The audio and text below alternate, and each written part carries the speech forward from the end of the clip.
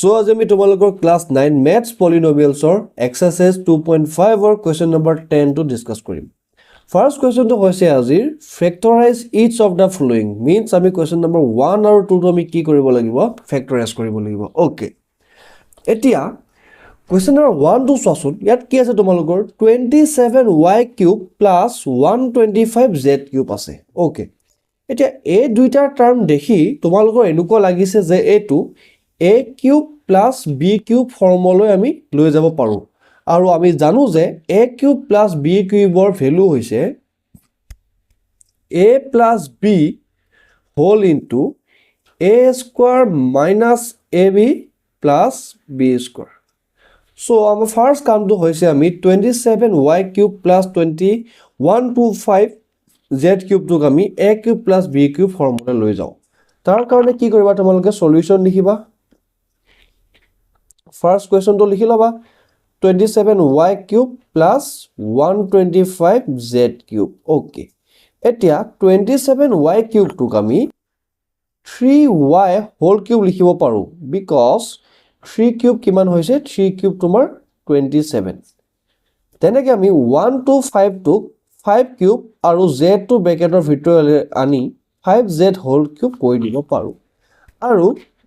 এতিয়া কি হৈ গল সো আসমাৰ a cube plus b cube formula হৈ গল নহয় যত a কিমান হ'ব তোমাৰ 3y আৰু b কিমান হ'ব 5z এতিয়া তুমি এটো a plus b কৰা a means 3y plus b কৰা 5z কৰা a plus b whole into a square means thrice y square minus ab 3y minus 5z plus b square okay এতিয়া কি কৰিবা 3y ঠাইত 3y পুট কৰা 5z ঠাইত 5z put কৰা a plus b হল এতিয়া আমি জানো যে 3y whole square মানে কিমান 9y square minus 3 আৰু 15 এ মাল্টিপ্লাই কৰি কিমান হ'ব তোমাৰ 3 আৰু 5 এ মাল্টিপ্লাই কৰি 15yz হ'ব Similarly 5z whole square আছে যদি আমি ব্র্যাকেট তো খুলি দিও কিমান হ'ব 25z square so এটোই হ'ব question number 1 or answer 2 3y plus 5z whole into 9y square minus 15yz plus 25z square so এটা আমি সাম question number 2 to question number 2 to অলপ ভুল হৈ আছে তোমালোকে এটো কি কৰিবা 343 n cube কৰি লবা ঠিক আছে okay এতিয়া আমি ফাৰ্স্ট কি কৰিম সলিউশন লিখিম তাৰ পিছত আমি question টো এবাৰ লিখি লম 64 m cube minus 343 n cube আমি এবাৰ লিখি লম তাৰ পাছত আমি জানো যে 64 m cube টো আমি 4m whole cube লিখিব পাৰো minus 343 n cube টো আমি কিমান কৰিব পাৰো 7n whole cube কৰিব পাৰো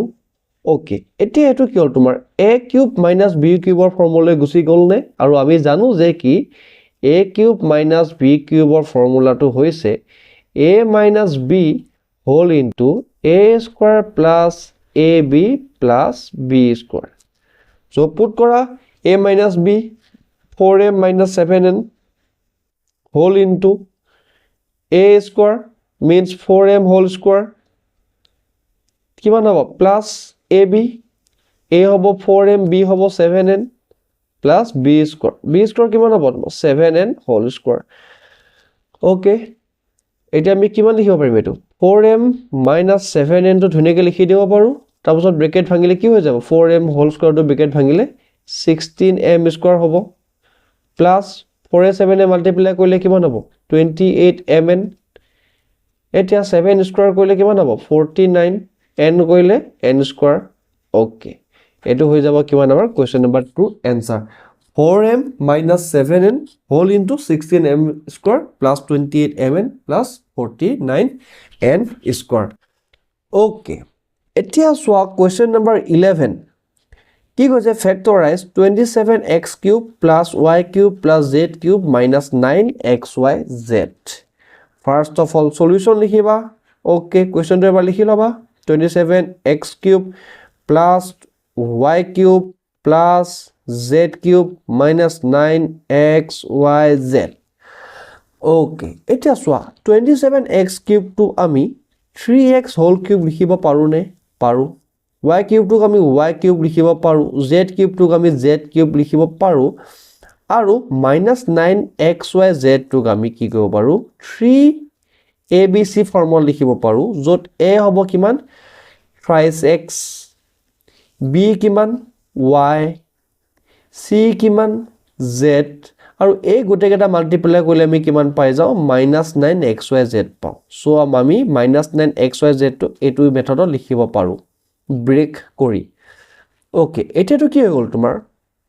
এতিয়াটো কি হৈ গ'ল a cube plus b cube plus c cube minus thrice abc ফৰ্মত আহি গ'ল আৰু ইয়াৰ ফৰ্মুলাটো কি ইয়াৰ ফৰ্মুলাটো হৈছে তোমাৰ যে a plus b plus c whole into কি হ'ব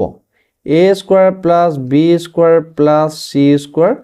minus ab minus bc minus ca এতিয়া আমি যদি এই ফৰ্মটো যদি পুট কৰো a plus b plus c হ'ব a কিমান হ'ব thrice x b কিমান হ'ব y c কিমান হ'ব z a plus b plus c হৈ গ'ল এটা তোমাৰ কিমান হ'ব a square means thrice x whole square thrice x whole square plus b square means y square plus c square means c square so কি হ'ব minus ab minus a value কিমান ছিল thrice x a b value কিমান ছিল y okay minus ab তবা কিমান হ'ব minus bc b হ'ব y c হ'ব z আৰু হ'ব কিমান minus ca z আৰু thrice x z আৰু thrice x okay তোমালোকে তোমাৰ কি কৰা এতিয়া ব্ৰেক কৰি দিয়া 3x + y + z হ'ব thrice x whole square টো আমি কি লিখিব পাৰো 9x square লিখিব পাৰো লিখো y square + z square লিখিব পাৰো